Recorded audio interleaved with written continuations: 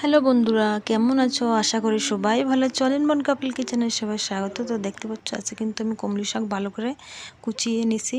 কুচিয়ে ভালো করে ধুয়ে সুন্দর করে ধুয়ে রেখে দিছি। আর এদিকে টমেটো, রসুন আর পেঁয়াজটা কুচি কুচি করে শিলনোড়ায় ভালো করে বেটে নেবো। এই যে বেটে নিছি। বাটার পরে আমি কড়াই বসাই দিয়েছি চুলোর পরে।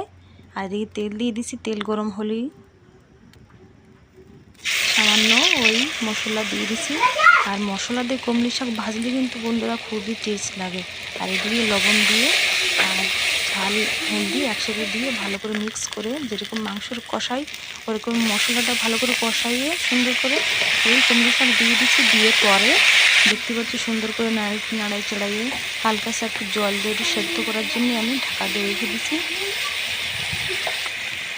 দেখতে পাচ্ছ ঢাকা দিছি। ঢাকা দিয়ে 5 মিনিট 10 মিনিট পর আমি আবার ঢাকনাটা খুলে দেখে দিচ্ছি। একদম পুরো গলে নরম হয়ে গেছে।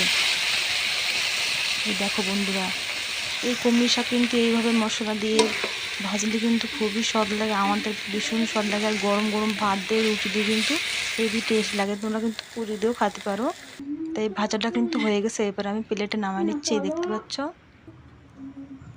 এই দেখো বন্ধুরা, আমার ছোট ছেলে আবার বললো এটা আমরা খাবো। খুবই মজা হয়েছিল বন্ধুরা এই কমলি শাক।